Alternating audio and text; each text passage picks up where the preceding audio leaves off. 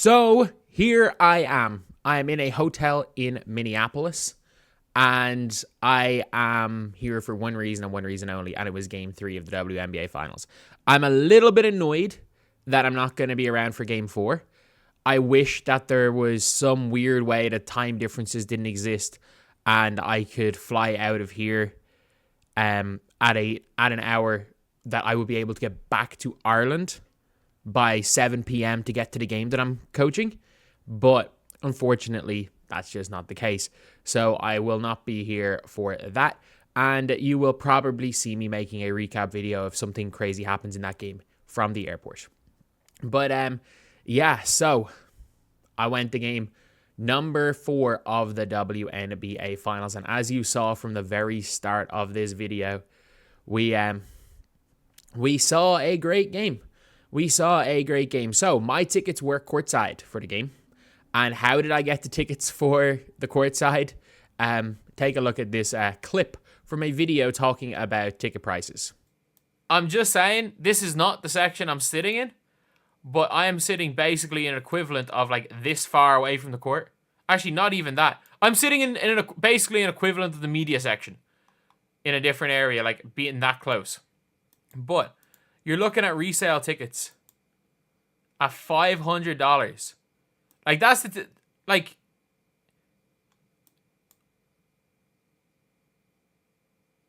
I might buy this ticket.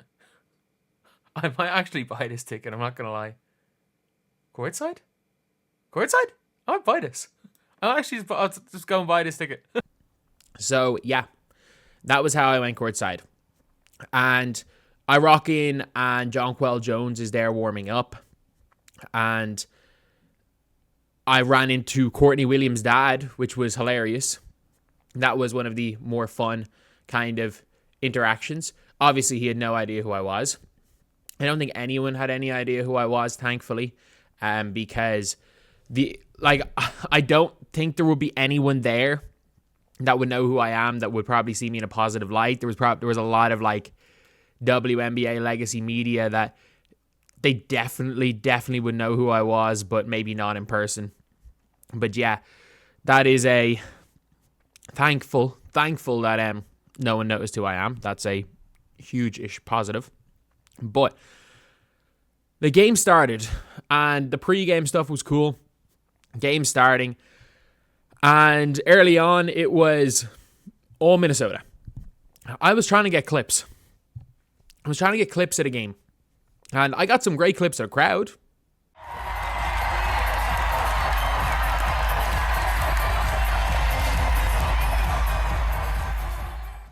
But when I was trying to literally find clips of this game, almost every time I tried to video something, I basically got nothing. I was getting misses. I started videoing after they went on the run, and then when Heidemann went in, and it was a bit of a struggle. But I did get this nice picture of Fee Collier looking like she's about to put, Breanna Stewart into a headlock. And then, obviously, as the game went on, the Minnesota Lynx were up big at the start. I think it was like an 8-point game at halftime. And then the Lynx actually played really well to start the third. The Lynx were really good to start the third. So they had that pretty much sorted. Like, there was no question about it that the Lynx were in control. And then going into the fourth, it was a 2-point game. Basically, Stewie brought them back into it. Stewie brought them back into it in the third, and Stewie continued to bring them back into it in the fourth. And yeah, Fee Collier late in the game, knocking down 2 free throws. 2 huge free throws, by the way. 2 absolutely huge free throws. Like, I did get that footage anyway. And those 2 free throws were huge. But then we saw Sabrina, and I don't even know why I'm saying that. Right before that, we saw Jonquel Jones 3, and then Sabrina Ionescu doing this, which I thought was a dagger. I tweeted out dagger after this 3, and then obviously Fee had those 2 free throws. But then Sabrina Ionescu from 30 feet away, bang. As soon as it left her hand, you just knew it was going in, didn't you? You absolutely knew that shot was going in. Like, I was like, there's not going to be an overtime. You just knew. You just knew when we saw what Sandy Brondello did and what she said versus what Christy Sides has done and said about Caitlin Clark. Like, I'm going to make a lot of videos tomorrow. Yeah, I'm going to be a day late with a lot of them. I'm just really not feeling well right now. So I do need to get a little bit of a sleep. I need to get a bit of a sleep, then get all my videos recorded, and check out at a hotel, watch the Leeds game, and then go to the airport. But, it was a crazy L game. And I'm delighted I went to one. I'm delighted of all the games that I went to, it was that one. And I'm kind of happy that, because like I'm going to New York in February anyway, just for a normal trip. I've been to New York 5 times. It was weird being in Minneapolis. I do want to say that. It's the first time I've really, like, everybody talks about how just big America is. And I just mean, like, how just big the country is, like, land-wise. And this is the first time I really felt it, where it's like, my hotel says it's at the Mall of America, but it's like a 40-minute walk, but like a 4-minute drive. Like where I live in Dublin, a 10-minute drive a lot of the time is a 15-minute walk, depending on what roads you're going, depending on where you're going. So it's like traffic doesn't seem to be a thing here. And there's just so much open space. I went to the Mall of America, and I've never seen somewhere that big, an indoor anything that big before. It was madness. It was absolute madness. And it's the first time I realized just how big America is as a country. And I'm happy I went to that game. Like, it was an incredible game. Like, an absolutely incredible game. Like, that's going to be one of those games. That's going to be one of those shots that in 10 years' time, when the WNBA is at its peak, or is like fully a major sports league, we're going to be talking about Caitlin Clark. We're going to be talking about Juju Watkins. We're going to be talking about Paige. We're talking about whatever other young players come through. But we're also going to be talking about that shot. I know Maya Moore hit big ones in 2015, but that game peaked at 2 million people. 2 million people watched that shot live. Social media is like, look, I'm someone that's been doing this for a living since 2017, making stuff on social media. I'm somebody that's been making content in social media since 2015. The social media landscape is so much more relevant now. With Twitter, with TikTok, with algorithm-based social medias, with everything being algorithm-based, not just YouTube being algorithm-based. Everything is very much so a case of, like, you're seeing now how much social media can push something and how much social media has pushed the WNBA to being successful. Like, regardless of what the players want to think, it's helped the league out massively. So, yeah, it was... I can't believe I was there for that moment. It's something that I'll never forget, and it's something that I will never regret doing. And I still cannot believe I managed to snipe a courtside seat. I actually just cannot believe I sniped the courtside seat. And by the way, like, the seat beside me was free. So I was literally on, like, the rail beside, like, Rebecca Lobo and Ryan Ruocco. I couldn't hear the U-Bet. I couldn't hear them. I was me to that light behind me. I was that far away. No, what am I talking about? I was way closer. I was me to my arm away from Ryan Ruocco. Couldn't hear him. Couldn't hear him at all.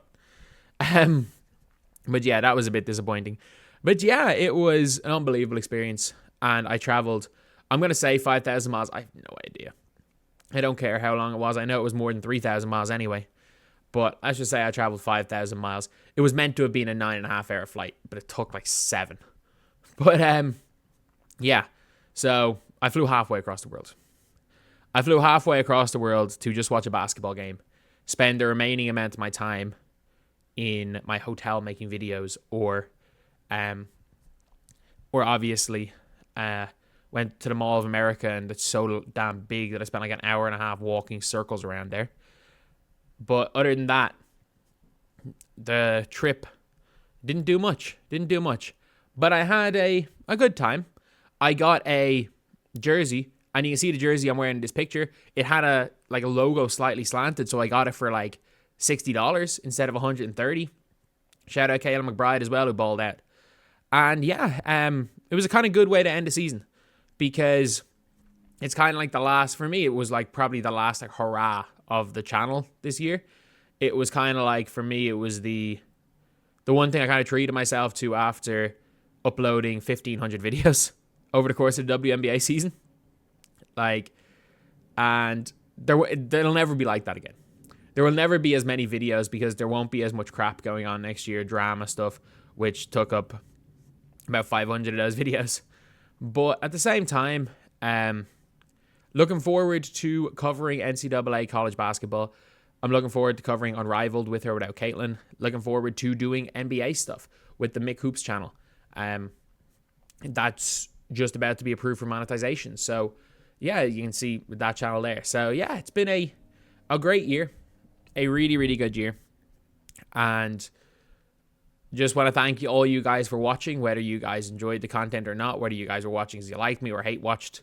I do appreciate it because the people watching are the reason why I've been able to make this a living. And if this channel ends tomorrow, I'm very confident I can keep making YouTube a living long term. I did it with 2K for long enough. When 2K was dying, I pivoted, and WNBA season's going to slow down. I'm going to pivot to NBA, and I know I'm going to keep making okay money, I'd say, for the next while.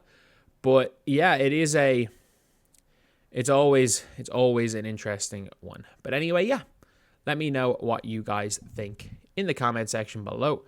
And thank you guys again for allowing me to be courtside to witness one of, let's be real, one of the bigger shots in basketball history.